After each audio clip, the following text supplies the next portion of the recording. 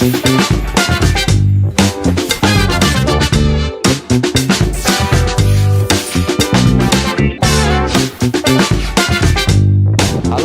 insan ombudsman dan pemirsa dimanapun berada. Hari ini kita kembali di podcast Teriak, tempat ekspresi insan ombudsman audiens kreatif. Hari ini memang spesial, tempatnya spesial, dan tamu hari ini yang menjadi narasumber kita juga orang yang sangat spesial. Selamat sore. Sore, Mas Budi. Luar biasa Iya. ya. Teriak ya. Teriak, tempat insan ombudsman audiens kreatif. Keren namanya. Jadi nanti Pak Budi di sini ada teriak-teriaknya, apa yang ingin disampaikan Pak Budi nanti disampaikan saja. Pemirsa dimanapun berada, hari ini kami tepatnya di mana nih Mas kita Mas? Posisi Ini kita nih, Mas? di Hotel Platinum Hotel Platinum di Meguwo. di Meguwo. Ya, dekat bandara. Oh, di Adi Sleman. Sucipto. Jadi di belakang kita ada Itu Gunung Merapi itu. Di depan kita ada Ada Adi Sucipto ya Mas ya? itu bandara. Parangtritis malah sana. Parangtritis, Iya, langsung Sucipto, ini terus Adi Gunung Sucipto, Kidul, Gunung sana Kidul dan pantai-pantai. jadi tepatnya pas sekali, jadi memang sangat spesial. Ini Mas Budi Masturi. Mas Budi, hari ini kita akan bincang-bincang terkait dengan pengalaman Mas Budi selama bergabung di Ombudsman Republik Indonesia. Mungkin Mas Budi bisa cerita sedikit sejak kapan bergabung dan kira-kira apa sih yang menarik sehingga Mas Budi mau bergabung pada waktu itu di Ombudsman? Saya udah 24 tahun di Ombudsman. 24 tahun ya Mas? Iya, 24 Oke. tahun. Ya, ya. Itu 3 bulan setelah Ombudsman waktu itu masih Komisi Ombudsman Nasional. Masih kon ya? Ya, 3 bulan Ombudsman dibentuk, saya bergabung. Itu karena memang waktu itu ada informasi bahwa ada satu lembaga baru yang tugasnya itu membantu masyarakat yang mencari keadilan. Kebetulan saya sedikit punya latar belakang kerja di lembaga sosial itu yang memang mendampingi masyarakat yang berhadapan dengan kekuasaan negara ketika itu ya tahun 90-an, 98 itu kan kenceng-kencengnya. Jadi ya ini kayaknya cocok dengan idealisme saya lembaga ini. Berarti Mas Budi aktivis juga dulu tuh? Ya ecek-eceknya gitu lah gitu. Enggak ecek-ecek, Ecek-eceknya bener-bener aktif. ya. Oke. Jadi Mas Budi 24 tahun ya? 24 tahun 24 tahun. Jadi artinya Mas Budi sebelum jadi kaper sudah masuk duluan ya menjadi ombudsman ya? Saya asisten. Waktu itu kami masih berapa orang ya? Mungkin 6 sampai 8 orang aja 6 di orang kantor. ya? Komputer cuma satu. Komputer satu. Jadi kalau mau ngedrap surat tulis tangan dulu gitu kan. tangan Nanti gantian ngetik komputer satu-satu, gantian ngantri itu. Berarti waktu itu Mas Budi di Jakarta ya? Jakarta. Di Jakarta. Jakarta. Jakarta. Oke. Nah, Mas Budi itu di Jakarta ya. Berarti sejak tahun 2000 sudah bergabung di Ombudsman. Nah, mungkin ini pemirsa kita insan Ombudsman mungkin gabungnya baru, perlu diceritakan sedikit Mas, waktu baru-baru itu seperti apa kantor kita, seperti apa cara kerja kita, mungkin bisa dicerita Mas. Saya itu masuk di saat kantor masih di Mustika Ratu. Geraha Mustika Ratu itu punya Ibu Murniati Sudibyo. Itu kantor kedua, sebelumnya itu di gedung kantor konsultannya Pak Antoni Sujata, Ketua Ombudsman pertama. Terus di Mustika Ratu.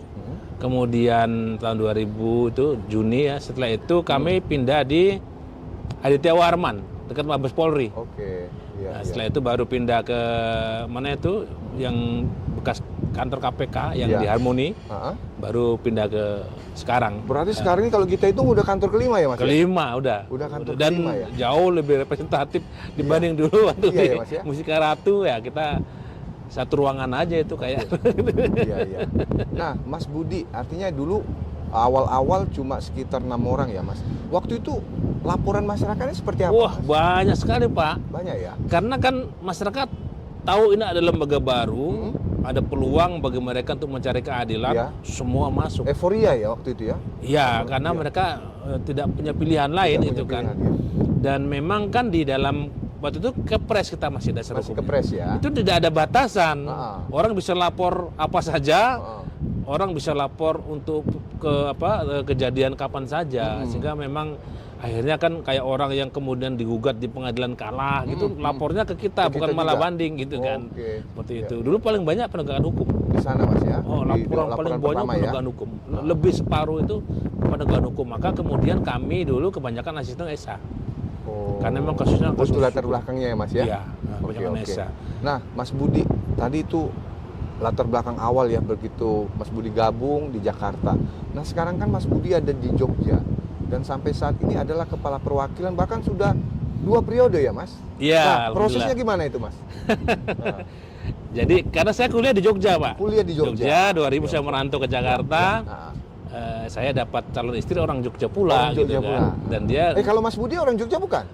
Saya nenek kakek saya orang Jogja, Orang tapi Jogja. kalau saya sudah lahir besar di Sumatera. Di saya. Sumatera. Gitu. Tapi masih Jogja kali ya? Masih ada darah Jogjanya. Jogja.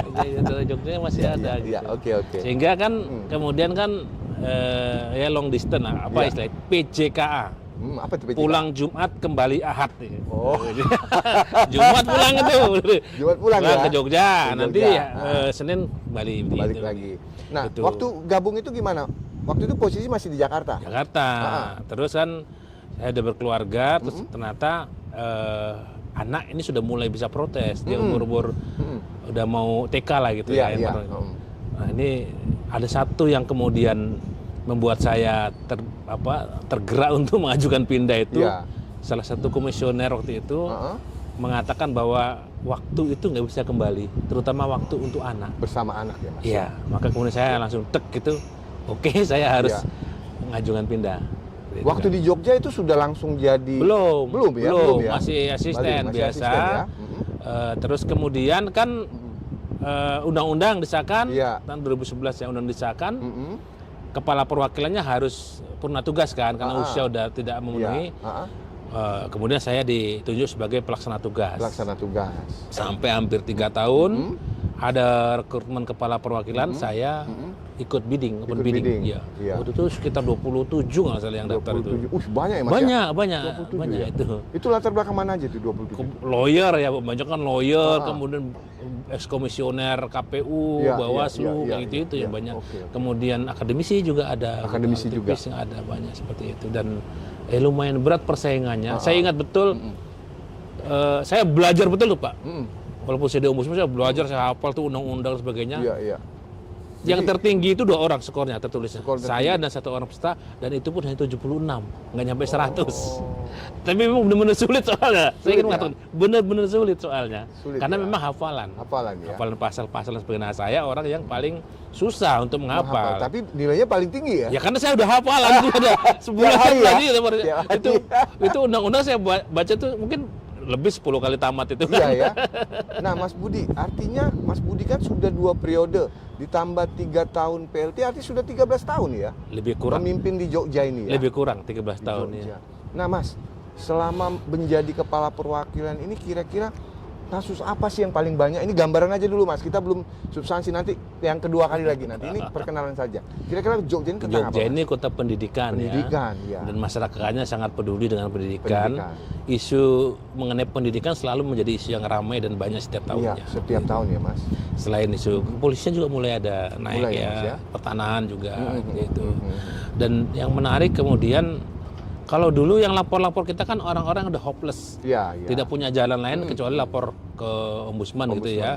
Orang yang tidak punya uang untuk bayar pengacara, orang yang tidak punya akses informasi dan sebagainya.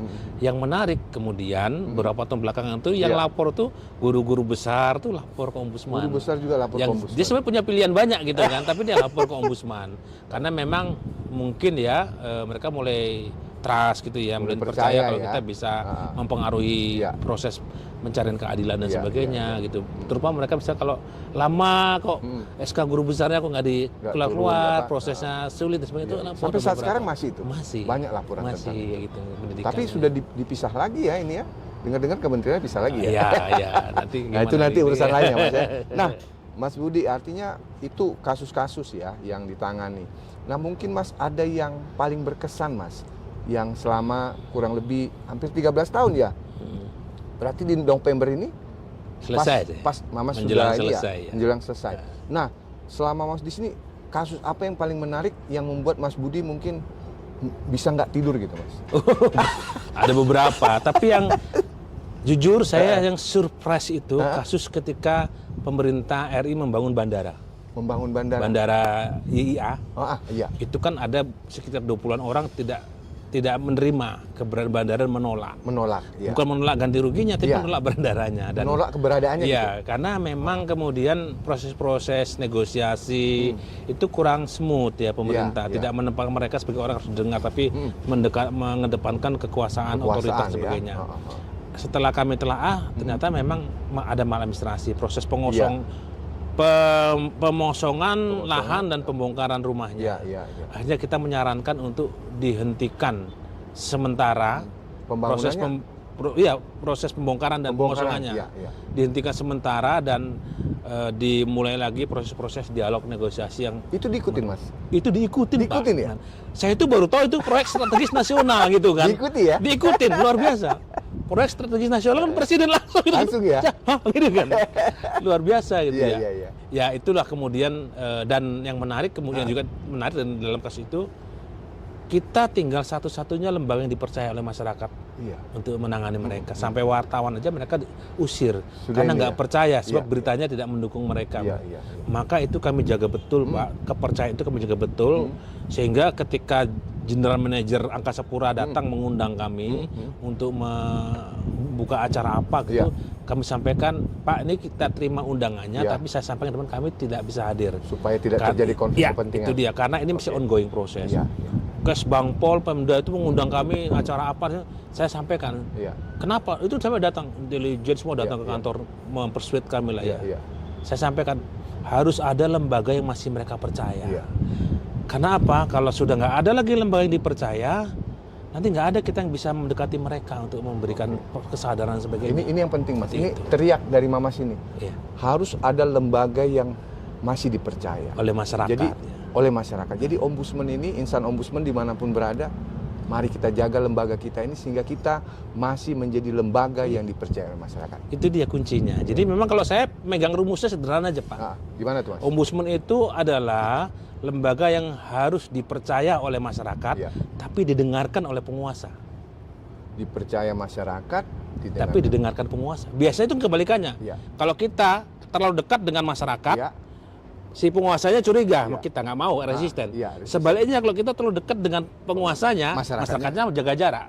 Jadi ini harus ada dua-duanya tengah-tengah itu. Harus ada seni yang benar-benar ya. Itu dia. Jadi dipercaya oleh masyarakat, tapi didengarkan oleh penguasa. Nasihat-nasihatnya didengarkan, saran-saran didengarkan dan dijalankan oleh mereka. Artinya itu integritas ya, Mas.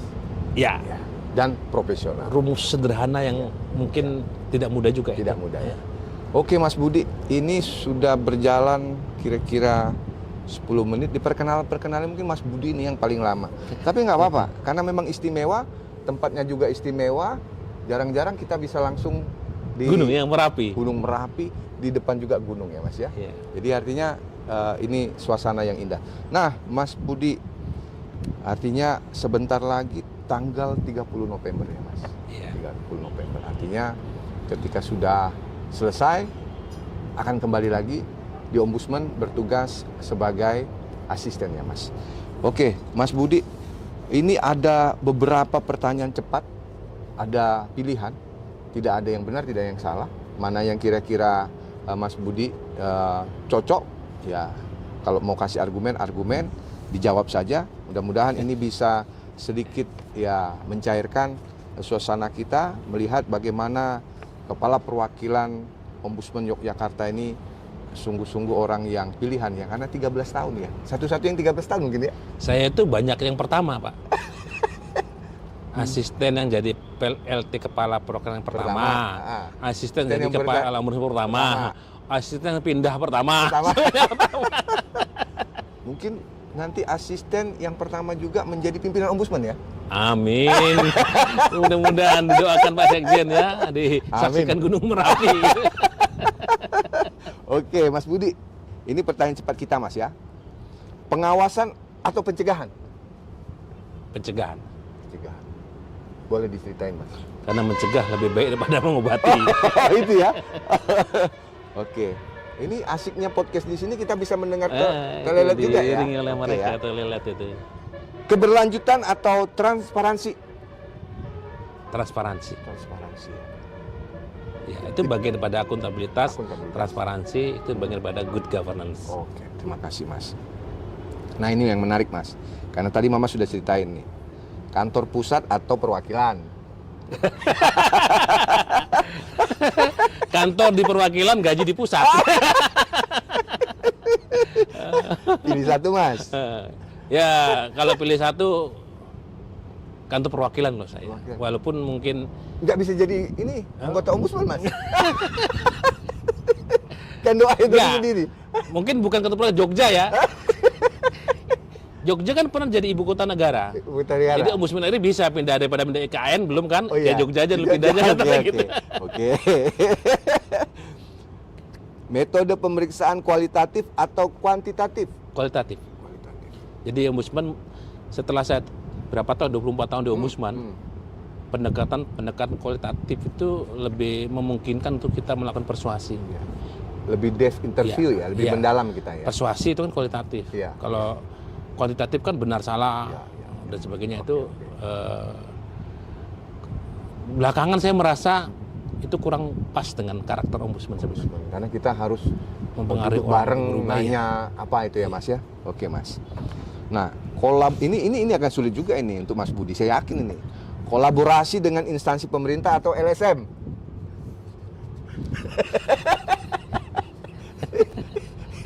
Kolaborasi harus semuanya itu. Tapi kalau harus suruh milih, saya memilih kolaborasi dengan lembaga masyarakat. Lembaga masyarakat. Karena apa? Karena yang perlu diedukasi, diberdayakan itu mereka. Mereka ya. Tapi itu tidak berarti kita menempatkan pemerintah atau birokrasi sebagai posisi yang berlawanan. Tidak harus. Seperti itu. Nggak apa-apa Mas, nggak ada yang salah ini Mas. Ya. Temuan maladministrasi atau temuan tanpa maladministrasi? Temuan maladministrasi. Karena itu misi dari sebuah investigasi itu menemukan maladministrasi. Ya. Maka kalau kami di Jogja pasti nggak akan pernah dapat predikat baik dalam hal cepat-cepat menyelesaikan laporan.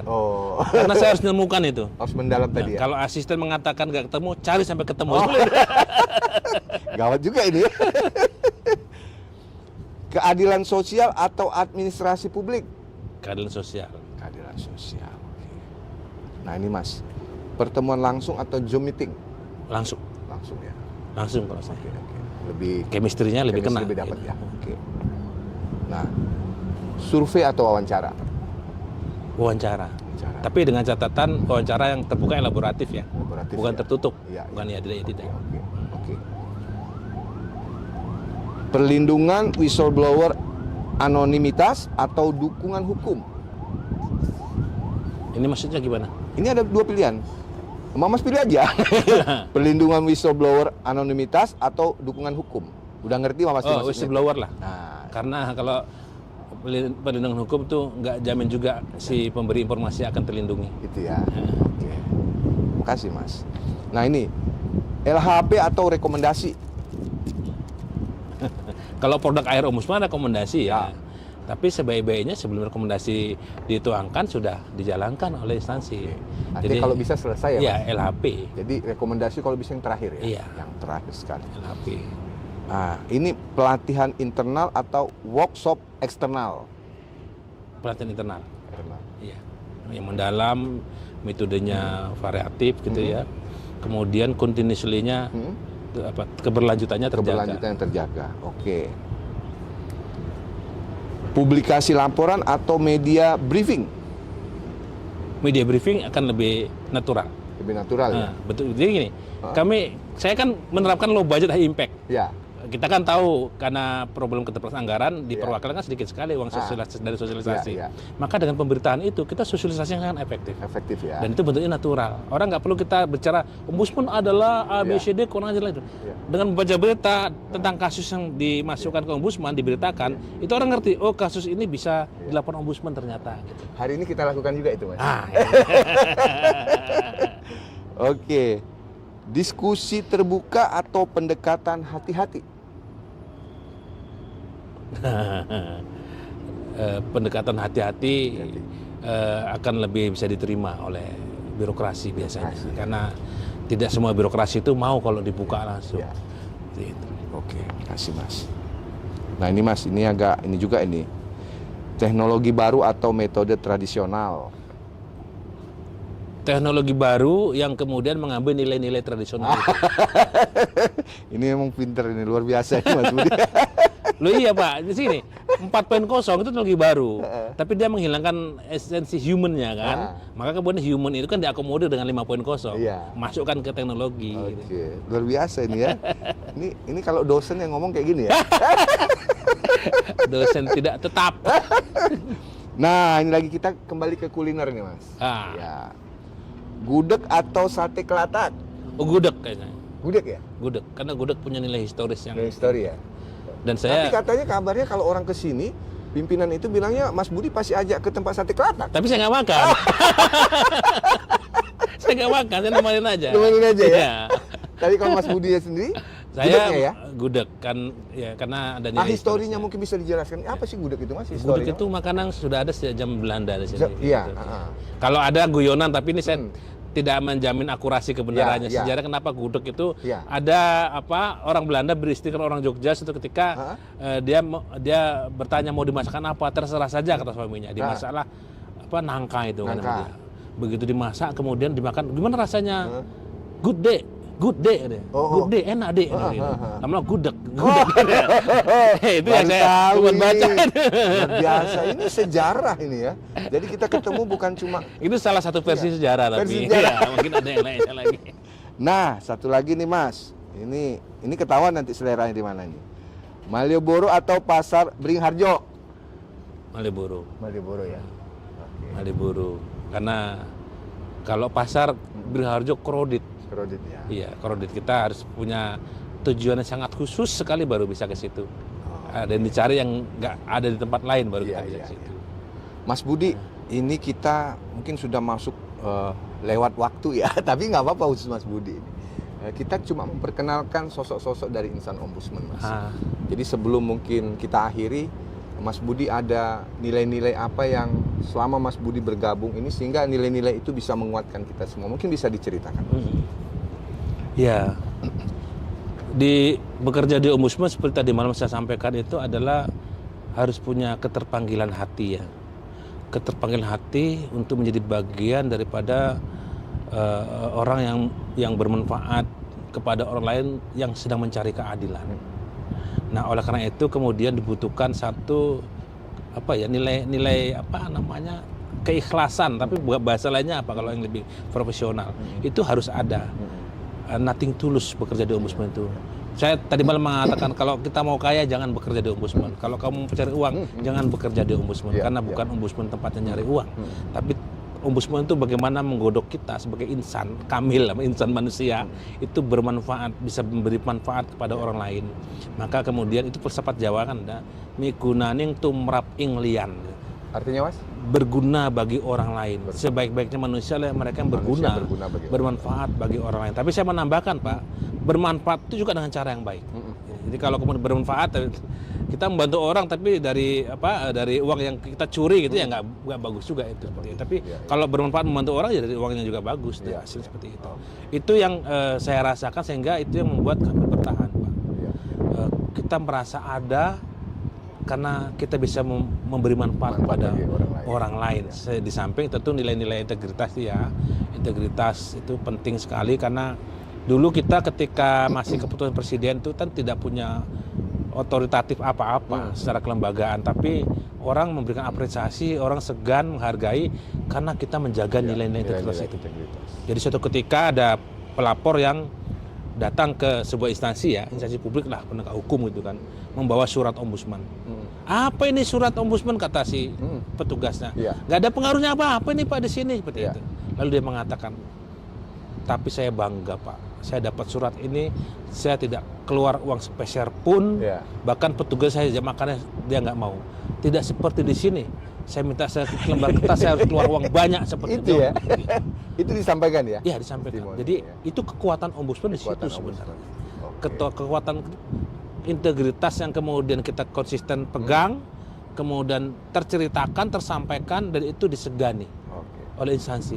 Instansi kalau mau menerima saran kita, dia akan melihat bagaimana integritas kita. Ini pasti sarannya dibikin dengan tulus. Tidak punya tendensi, tidak punya kepentingan, maka harus kita jalankan. Kira-kira begitu salah satu. Baik, Mas Budi, ini dalam sekali ya, insan ombudsman dan pemirsa dimanapun berada. Mungkin secara garis besar tadi bekerja di Ombudsman ini harus tulus ya, nothing tulus. Jadi artinya ikhlas. Dan bekerja di Ombudsman jangan berharap menjadi kaya. Dan bekerja di Ombudsman ini harus bermanfaat bagi orang lain.